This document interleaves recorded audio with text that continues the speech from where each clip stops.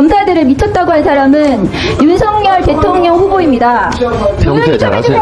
공수처에서 주변에 그 통신조회 했다고 이거 미친 사람들 아닙니까? 했던 사람이 윤석열 대통령 후보예요. 대통령이 무도하니까 국회에서 하도 기가 막혀서 저도 가끔씩 그런 말 하고 싶습니다. 저 미친 사람들 아닌지. 그야말로 강혜경 씨의 핵폭탄, 탄핵폭탄이 터졌다고 생각합니다. 매우 놀라운 일이 어제 스픽스에서 공개가 됐습니다.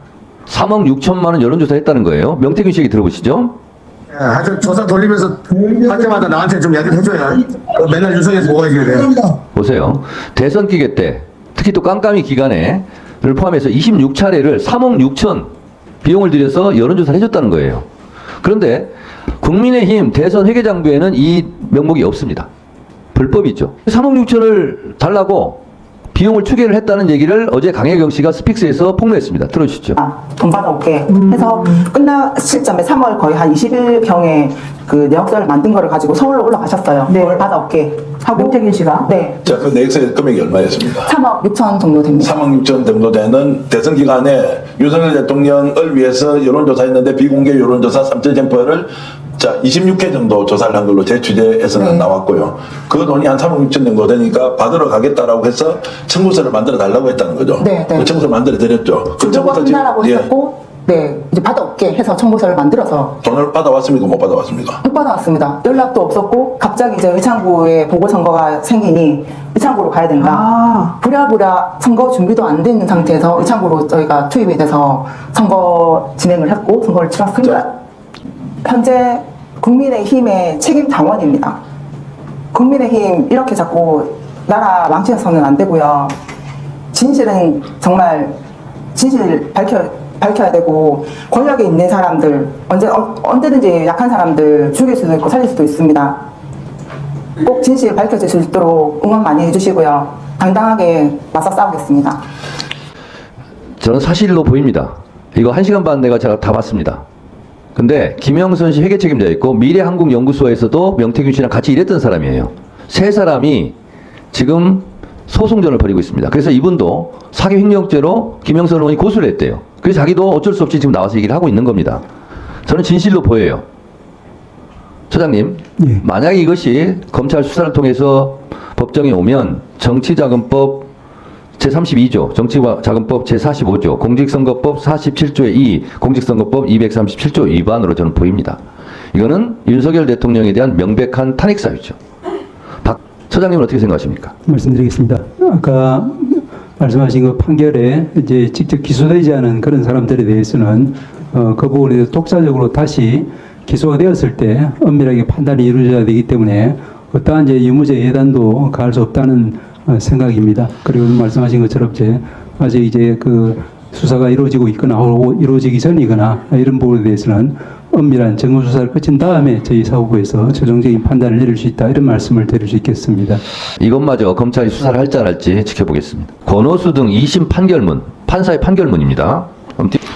김건희 명의 계좌와 관련해서 김건희가 87번이나 나옵니다. 87번이나 나와요. 김건희 명의 계좌는 종합해보면 통종 매매로 인정되고 김건희 계좌는 시세 조정에 이용된 계좌로 인정할 수 있다.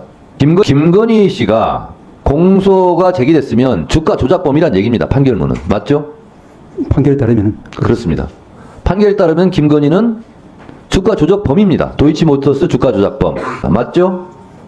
다시 말씀드리지만 이 판결에 적힌 내용 그 판결이 이제 지금 상고심에 올라갔습니다만은 상고심에서 변경되기 전까지는 존중해야 된다고 생각합니다. 다만 그 구체적인 내용이 이제 아까 말씀하신 네. 이제 분들의 어떤 관여, 어떤 공모의 자, 처장님께서 이 판결문대로라면 김건희 씨는 주가 조작범이라고 말씀을 하셨습니다, 지금. 자, 그런데요. 그 남편 윤석열 대통령은 대선 때 김건희 씨는 손해만 봤다. 이거는 선거법상 허위사실 공표죄에 해당됩니다. 왜? 손해본 적이 없어요. 윤석열 정권의 검찰에서요. 시세 차익을 23억 얻었다. 법무부 자료에 나오는 겁니다. 김건희, 최은순 씨는 23억을 벌었어요. 통정매매 시세 차익을 얻었어요. 주가 조작범이죠. 자, 그런데 손해만 봤다 또 이렇게 얘기했어요. 일시적으로 손해를 본 적이 있나 봐요. 4,700만 원. 그거 다 보존해 줬습니다. 김건희 씨 통장에 그대로 넣어줬어요. 4,700만 원. 액수가 똑같습니다. 김건희 1차 주포가 이렇게 얘기해요. 권오수 씨랑 있을 때 수익의 30~40%를 주겠다. 1차 주포에게. 그 얘기를 하는 현장에 김건희 씨도 있었다는 JTBC 보도입니다. 다 공모한 거죠. 자, 2심 판결문은 손모 씨에 대해서 처음에는 1심에서 무죄가 난 이유는 공범으로 봤기 때문에 그건 무죄다. 다만 방조범이다. 이래서 실형을 때렸습니다. 김건희 씨도 공소 제기만 됐으면 실형을 맞는 거죠. 김건희 씨가요, 2010년 그 유명한 8만 주에 12시 3,300에 때려주셈. 이렇게 주문하자마자 7초 만에 김건희 씨 대신계좌증권에서 8만 주를 3,300원에 매도하는 주문이 나왔어요. 이런 뚜렷한 증거가 있는데도 검찰이 기소를 하지 않기 때문에 판사는 판결할 수 없는 거죠. 공소 제기된 내용만 지금 판사는 판결하는 거 아닙니까? 불기소했으면 재정 신청할 수 있는데 그것도 아니고. 일단 검찰에 공소가 있어야 판단할 수 있다는 것 위원장님 말씀 맞고요. 네. 그리고 이 판결에 따라서 이제 아까 그 공모가 인정되는지 안 되는지는 이 판결 내용을 좀 봐야지 알 것 자, 같습니다. 이 관련자들이요. 잡힌 사람들은 구속기소를 텐데 내가 가장 우려한 김건희만 빠지고 우리만 달리는 상황이 올 수도 있고 윤 쪽은 자기 마누라만 빠져나가면 나머지는 무기징역을 받든 사형을 당하든 아무 고민도 없는 사람들. 파렴치한 사람들이란 얘기예요. 그런 사람들에게 기대하고 있었더니 나도 한심하다 이런 얘기입니다. 자, 김건희 디올백도 분명히 청탁금지법 위반이에요. 이것도 기소를 안 하기 때문에 판결을 할 수가 없습니다. 네, 처장님, 예. 그 법관 중에 본인이 재판한 사건의 회사의 임원으로 취업한 사례가 얼마나 됩니까? 혹시 따로 뭐 통계를 관리해보지는 않고 뭐 적절치 않은 것 같습니다. 사건 수임도 좀 적절치 않죠? 그렇습니다. 우회계 사건 수임. 예. 사실 쌍방울 사건의 이 수사팀장이었던 검사가 쌍방울의 사회이사로 취업을 했길래 제가 한번 질문 드려봤습니다. 김성태 쌍방울 회장이 올해 1월 23일 보석 석방되면서 앞으로 불구속 상태에서 사건 관계인을 만나지 않겠습니다 라고 의견서를 제출했습니다. 그리고 나서 어땠습니까? 6월 22일에 옥상 파티를 이렇게 엽니다. 이 사진을 보면요, 이 쌍방울 옥상 파티에 김성태 전 회장과 횡령 혐의로 구속됐던 양선길 현 회장이 있고요. 쌍방울 계열사 나노스 이사, 그 주가 조작 혐의가 있는 나노스 이사를 맡았던 김영기 전 통일부 차관, 또 대북송금 사건 주요 증거로 채택된 회의록 작성자인 김태균 씨도 보입니다.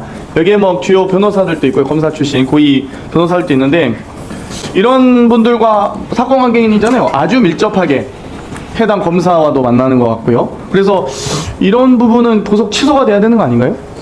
그냥 대놓고 만나서 이미 언론 보도를 통해 사건이 다 나왔는데, 그리고 이번 1심 판결에 이 신진우 판사가 했던 사실상 주요 판결문이 국정원 문건보다 김성태 전원 따르고 검찰 수사보고서보다 박영철 부회장 전원 따르고 또 쌍방울 내부 문건보다 혹은 단톡방 내용 분명히 있는데 다른 분들 진술을 따라서 판결을 해서 뭐 구체적 판결에 대해서 이야기하시기는 어렵겠지만 보석 취소는 당연한 사유 아니겠습니까?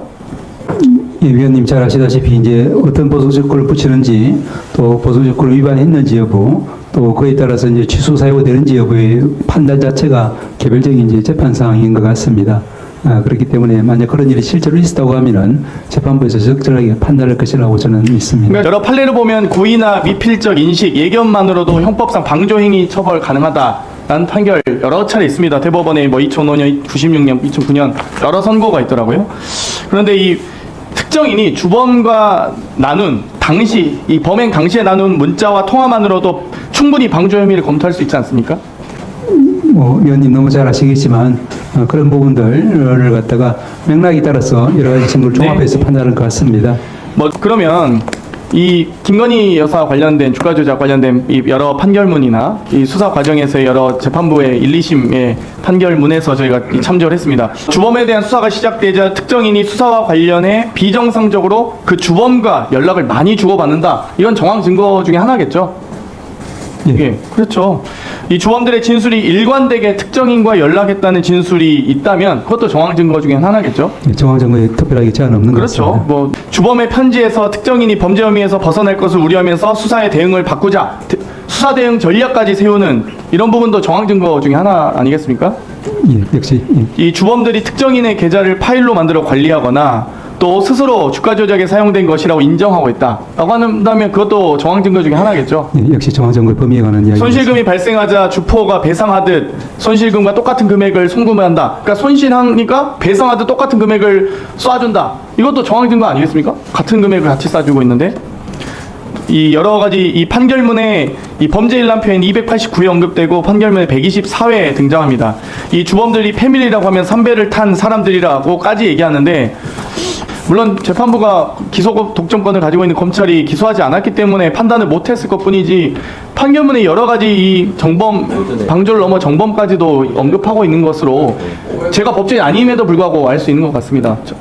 방조범 또는 정범이라고 판결문에 나와 있는데 여기에 대해서 이 법원이 할 수 있는 최대 이 검찰이 기소 독점권을 악용한 사례에 대해서 법원의 역할은 무엇이 있을 수 있겠습니까? 위원님 잘 아시다시피 이제 저희들이 잘못된 기소에 대해서는 이제 공소권 남용으로 이제 판결이 하나 나간 적이 있는 것 같고 그 외에 이제 기소하지 않은 부분에 대해서는 이제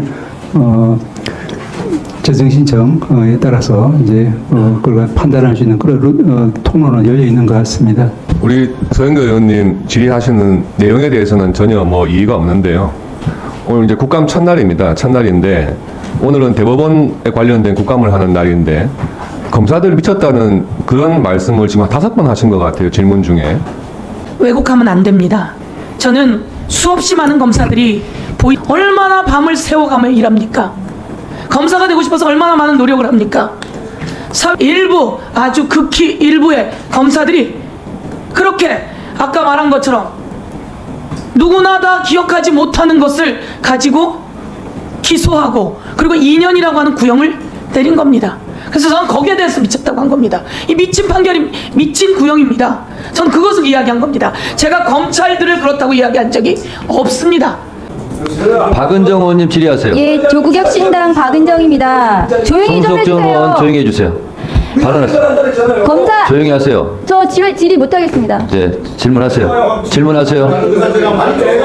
질문하세요. 검사들을 미쳤다고. 계속 잠깐만 박은정 의원님 의사 다들 조용히 하세요.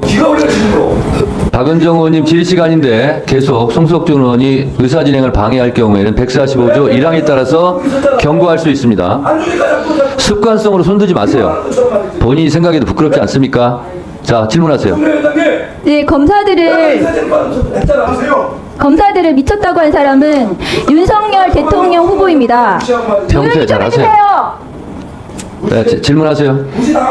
검사들을 미쳤다고 한 사람은 윤석열 대통령 후보입니다. 공수처에서 주변에 그 통신조회 했다고 이거 미친 사람들 아닙니까? 했던 사람이 윤석열 대통령 후보예요. 대통령이 무도하니까 국회에서 하도 기가 막혀서 저도 가끔씩 그런 말 하고 싶습니다. 저 미친 사람들 아닌지. 광주시 안태준입니다. 김호진 증인님 반갑습니다. 우리 김호진 증인께서 정확히 그 관저 관련해 갖고 하신 일이 정확히 뭡니까? 공사 진행 상황에 대한 관리였습니다. 네, 알겠습니다. 그럼 언제부터 그 업무를 하셨습니까? 제가 제 기억으로는 지금 인수위 출범하고 난 다음에 네, 한 3월 말 이게 지금 2022년 4월 24일 날 이제 관저를 확정했다고 나오는데 당초에는 6참 공관 거론됐지만 4월 16에서 17일쯤 그 김건희 여사가 외교부 장관 공관을 둘러봤다라는 기사가 있습니다. 그 이후에 결정이 된 거죠. 김건희 여사에게는 누가 여기를 추천했습니까? 저희는 제가 그런 결정 과정이나 결정 사항이나 이런 거는 제가 이 자리에서 말씀드리기는 굉장히 부적절한 것 같습니다. 그 관련된 모든 사항들이 다 보안 내용이기 때문에. 아, 이게 보안입니까? 모든 결정. 저는 감사원 감사에 나와 있는 것들을 이제 근거로 얘기를 하는데요. 네. 증인이 감사원 감사에서 21g 선정 이유도 경호처에서 업체 찾아준 거고 21g에 추천한 분들이 현 정부와 밀접한 분들에서 그분들에 대한 신뢰를 바탕으로 업체의 보안 유지 가능성을 판단했다. 이렇게 말씀하셨죠. 관저에 관련해서는 보안이 가장 중요한 핵심 그렇게 보안이 그렇게 핵심인데 21g에 대해서 조사도 안 해보고 맡겼습니까? 그 핵심 보안을 왜 21g이 이 핵심 보안에 이 보안공사에 적정하다고 생각을 하신 겁니까? 그 부분은 그 업체뿐만이 아니고 그 관련돼서 저희가 아까 제가 감사 문답 과정에서 문답 내용에도 있습니다만은 업체들을 그 추천하는 분들이나 모든 분들이 이제 인수위나 경호처나 이런 데서 다 보안을 먼저 중시를 하고 업체들을 순정을 했고 그 전문성이나 이런 걸 다 잠깐만요. 따졌었기 그러면은 때문에 몇 개 업체나 추천받으셨습니까? 그 여러 경로를 통해서 다수의 업체들이 뭐 추천됐던 걸로 문서로 받으셨습니까? 뭐 그런 내용들도 있었던 것 같습니다. 문서로 받았으면 문서를 좀 제출해 주시고요. 제가 제출하고 말고 그런 권한은 없습니다. 그렇습니까? 예. 그러면 제가 좀 확인을 해보겠습니까? 구두로도 받으신 적 있습니까? 뭐 여러 경로를 통해서 받았습니다. 여러 경로를 통해서. 예. 그럼 21g을 결정한 게 다만 그 보안상의 이유였습니까? 전문성도 당연히 뭐 저희가 고려를 했어야 되는 부분이고 시공 능력이나 이런 부분도 다 뭐 검토 내용 중에 들어 있었습니다. 시공 능력 지금 얘기하시는 거예요?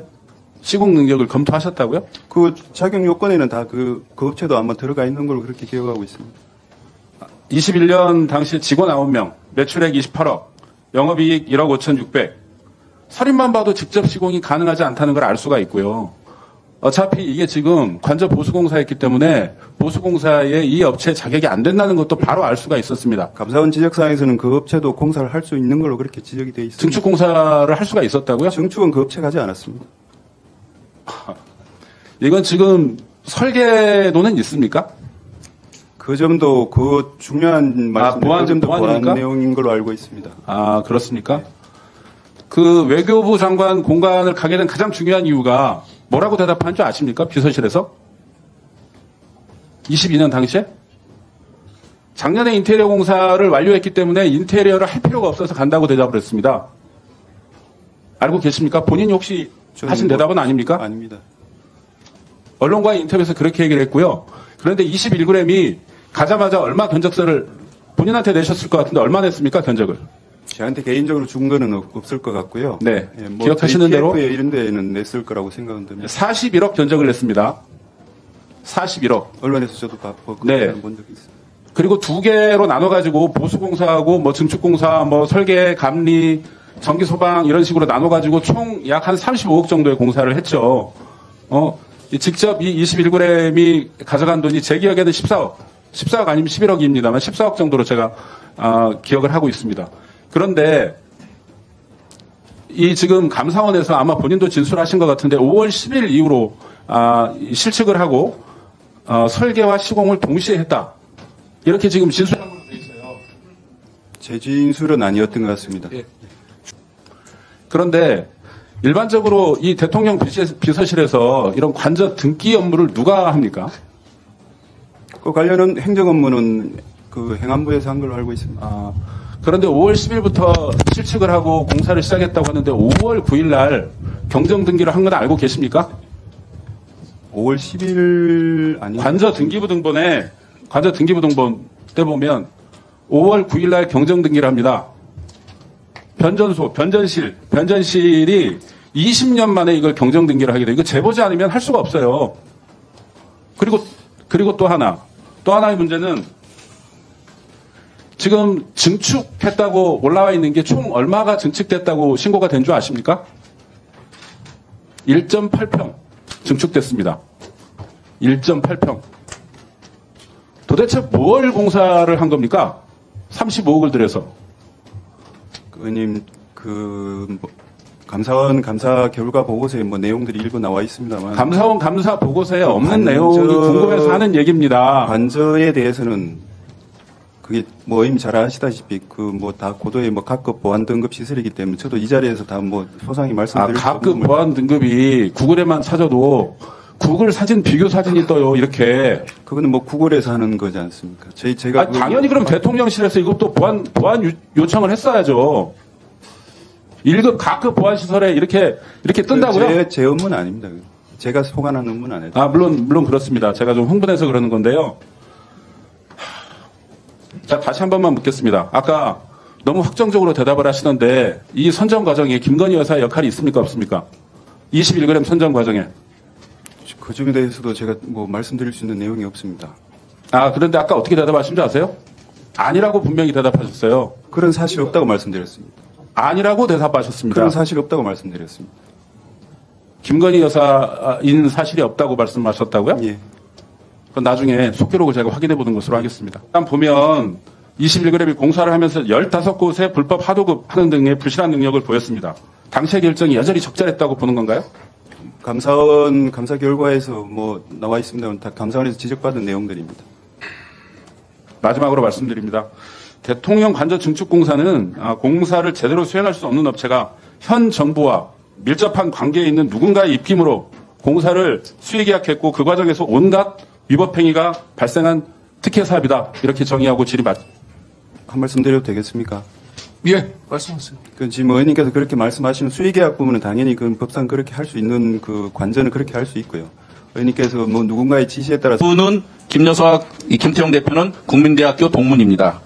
비타민 디자인 업체로 있을 때는 디자인 실장을 했고 2012년부터는 마크 리브 사진전, 피형전, 마크 로스크전 이런 것은 김여사가 기획한 전시의 디자인을 총괄했어요. 이 회사를 퇴직하고 나서는 21g을 창업한 이후에도 계속적으로 그 전시회들을 같이 기획해서 실행을 했어요. 아마 이런 것들 이외에도 21g에서 코바나 컨텐츠의 사무실을 설계하고 시공하기도 했어요. 여기서 얘기하는 그 현 정부와 밀접한 분들이라고 우리 김호진 차관이 얘기한 것을 결과적으로는 김태영 대표와 김건희 여사의 관계 속에서 이것이 나왔다고 할 수 있는데 결국은 그와 관련된 21g은 무수한 불법을 저질렀어요. 그렇죠? 이런 것들이 결국은 저희로서는 국정농단이나 아니면 국정의 불법 개입이나 아니면 불법을 방조한 회사들에 대한 책임자, 그것을 지시했던 김호진 전 비서관의 책임이 아주 막중하다고 생각하는데 이분이 이번에 그 결국 한국공항공사의 그 대표로 후보 지원을 했고 지금 이제 유력한 후보로 있는 것 같아요. 지금 그러한 분이 불법 증축 논란의 중심이 있는데 이런 것들이 그 아마 이번 임원 추천위원회에서 결과적으로 그 불법을 많이 조장했거나 지시했던 사람이 한국공항공사 사장으로 임명되는 것에 대해서는 어떻게 생각하세요? 시간을 따져봤더니 감사 결과가 나오기 전에 공항공사의 임원추천위원회에서 추천이 된 것으로 되어 있고 지금 현재 기재부가 관리하는 공공기관 운영위원회에 부의되어 있는 상황입니다. 그래서 충분히 논의가 이루어질 것으로 생각합니다.